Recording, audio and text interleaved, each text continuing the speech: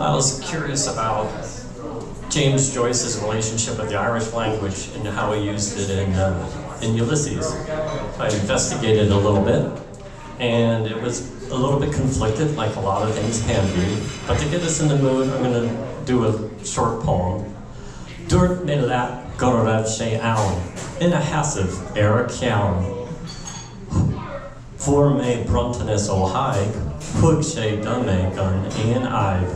Dhéan man míad in ar bra, tháinig róisín agus a fearr.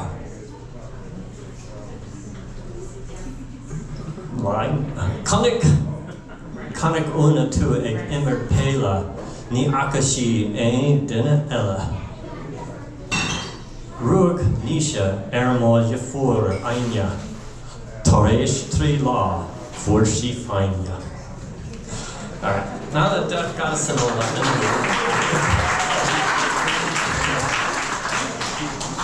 In 1901 census has James Joyce listed as a single 19-year-old male Catholic speaker of English and Irish. That was a bit of exaggeration. His father wrote that in the census himself, and he felt that he was his father was a nationalist, and James Joyce was raised in an English-speaking home, but he did take a few classes. Now, if you're reading that trivia, pay attention. He had a few classes in Irish from Porrick Pierce. And the classes left him a little upset. Porrick Pierce, as you can imagine, was a bit nationalistic himself. James Joyce was nationalistic, but a little bit different philosophy. He was what was called a Parnellite, which was somebody who wanted to have basically by law, Irish separated from the British and not really fight for it. And it was and this left him a little bit upset because he's learning Irish from a strong nationalist, as you can imagine. And it was a little difficult for him because he was an artist. He's trying to express himself, and he's expressing himself through words, which are in English. He doesn't have the words in Irish. So in order for them to promote Irish, they're basically denigrating English, and he had a problem with that because he wants to be part of the cool people. There's a big revival happening, a little bit of like Yeats behind the force, the inspiration that's pushing it.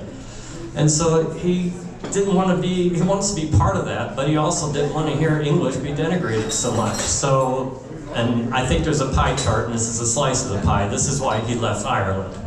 That might be a bit of a stretch. So it left the door open to a lot of interpretations, of course, in Ulysses. And there's, like in Cyclops, which I'm not going to read that chapter, which I see a lot of people glad about that.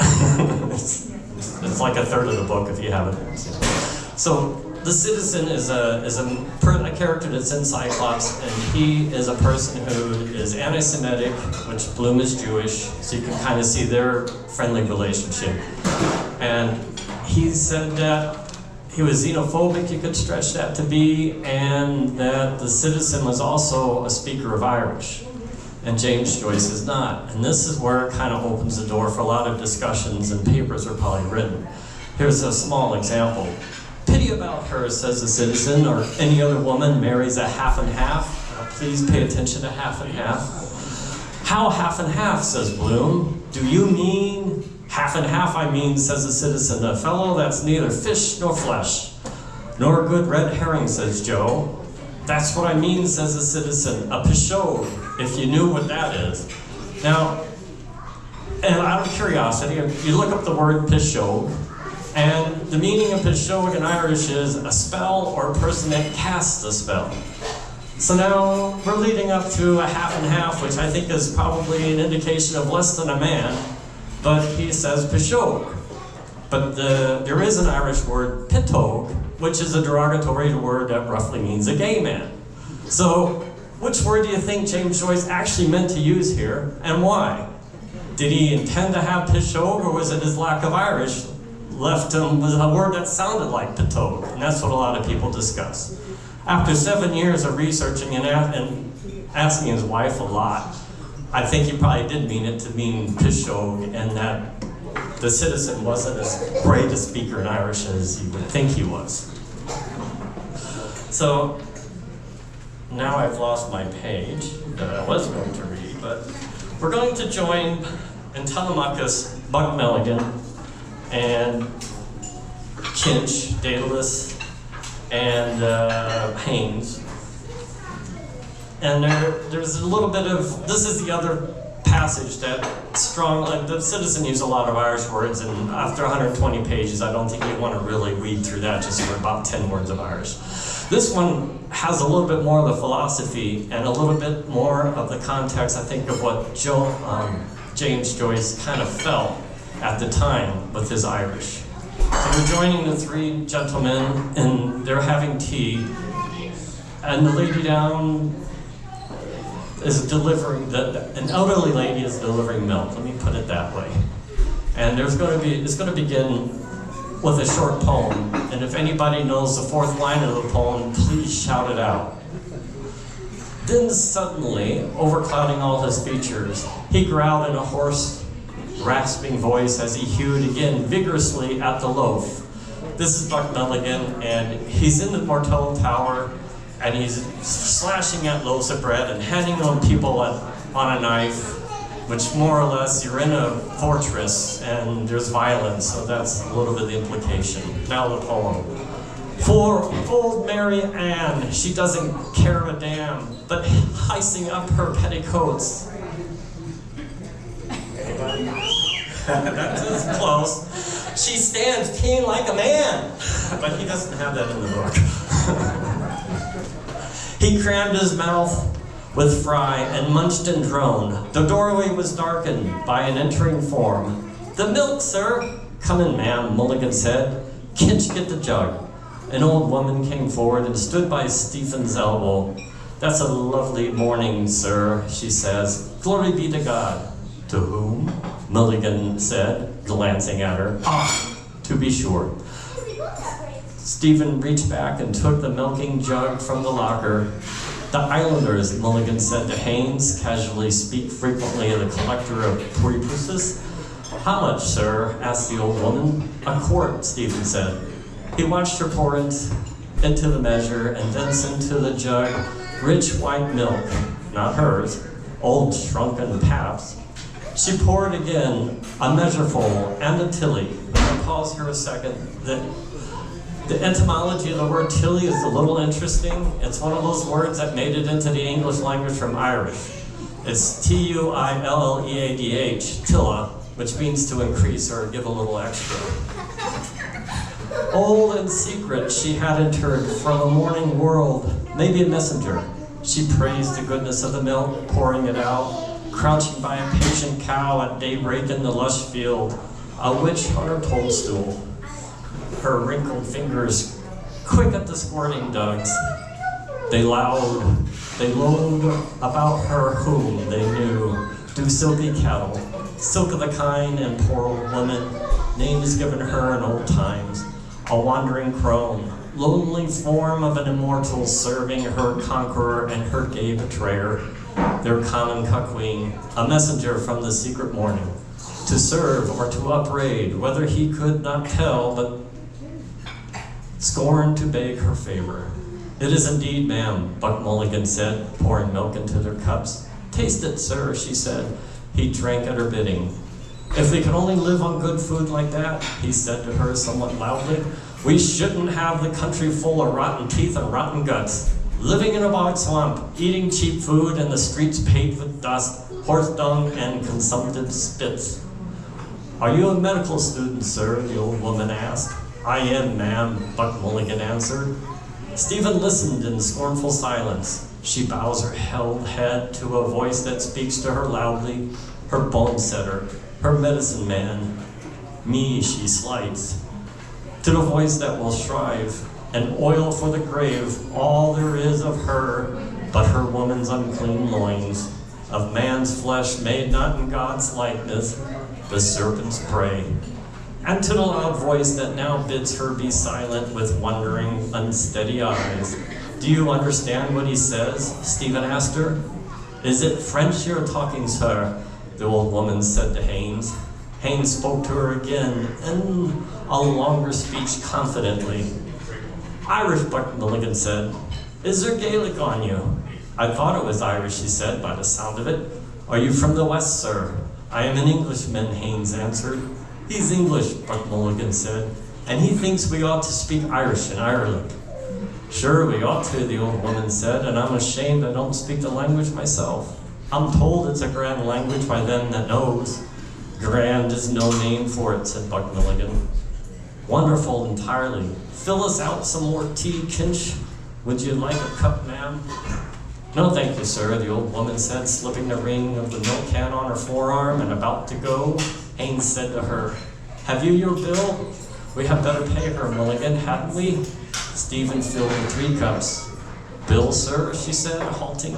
"Well, it's 7 mornings a pint at 2d, is 7 twos is a shilling and 2 pence over, and these 3 mornings a quart at 4 pence is a quarts, is a shilling, and 1 more and 2 is 2 and 2, sir."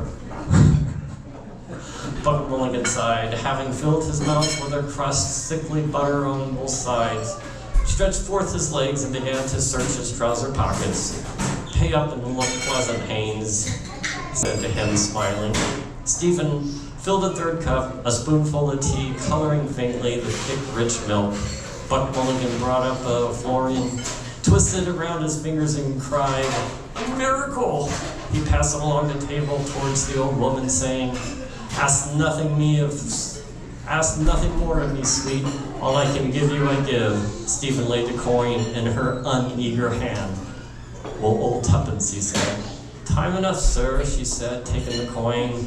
"Time enough. Good morning, sir." She curtsied and went out, followed by Buck Milligan's tender chant, "Heart to my heart, were it more would be laid at your feet." Okay. Sit down.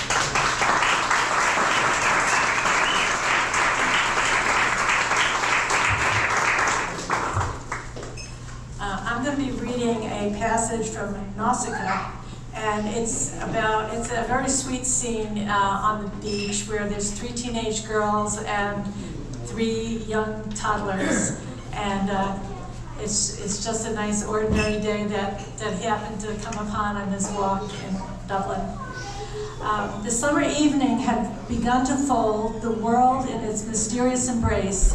Far away in the west, the sun was setting, and the last glow of all too fleeting day lingered lovingly on the sea and strand, on the proud promontory of Gaeilge, guarding as ever the waters of the bay, on the weed-grown rocks along Sandy Mount shore, and, last but not least, on the quiet church whence there streamed forth at times, upon the stillness of the voice of prayer to her who is pure radiance, a beacon ever to the storm-tossed heart of man, Mary, star of the sea. The 3 girls were seated on the rocks, enjoying the evening scene and the air, which was fresh but not too chilly.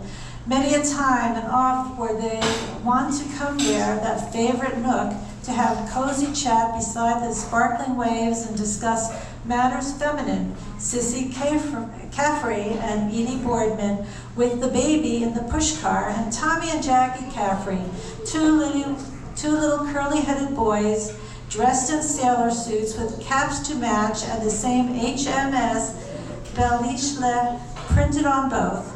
For Tommy and Jackie Caffrey were twins, scarce 4 years old and very noisy and spoiled twins sometimes, but for all that, darling little fellows with bright, merry faces and endearing ways about them. They were dabbling in the sand with their spades and buckets, building castles as children do, or playing with their big colored ball, happy as the day was long. And Edie Boardman was rocking the chubby baby to and fro in the pushcar, while the young gentleman fairly chuckled with delight. He was but 11 months and 9 days old, and though still a tiny toddler, was just beginning to lisp his first babyish words. Sissy Caffrey bent over him to tease his fat little plucks and the dainty dimple in his chin. "Now, baby," Sissy Caffrey said, Say out, big, big, I want a drink of water. And baby prattled after her, a jink, a jobo. Sissy Caffrey cuddled the wee chap, for she was awfully fond of children, so patient with the little sufferers, and Tommy Caffrey could never be got to take his castor oil unless it was Sissy Caffrey that held his nose and promised him the scatty heel of the loaf or brown bread with golden syrup on. What a persuasive power that girl had. But to be sure, baby was as good as gold, a perfect little dote in his new fancy bib. None of your spoiled beauties, Flora McFlimsy sort, was Sissy Caffrey.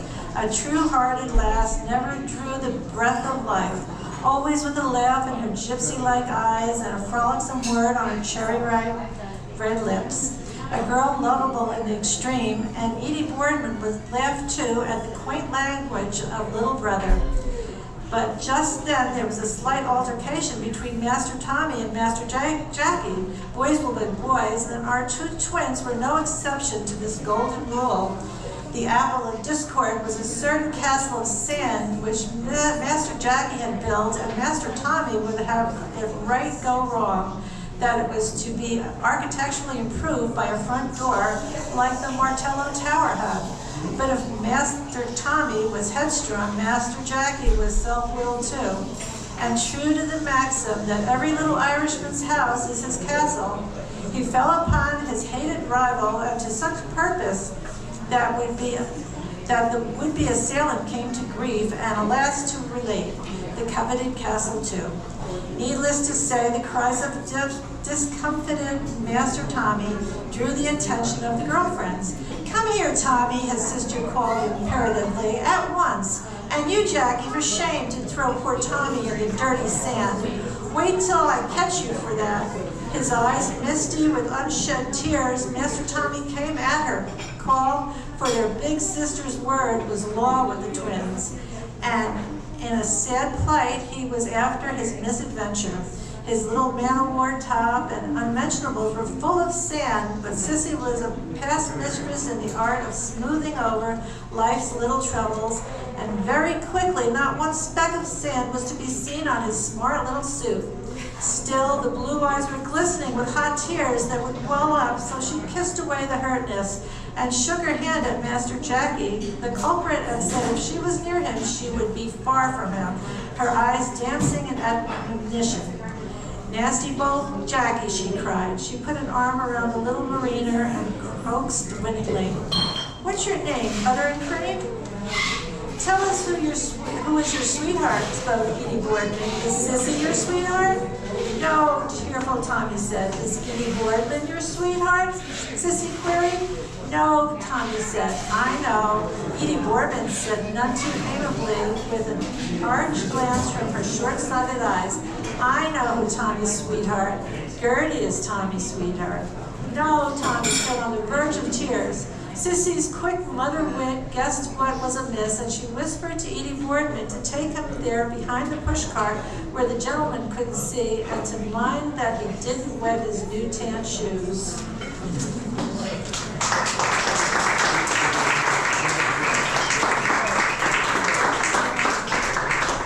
Gormarget.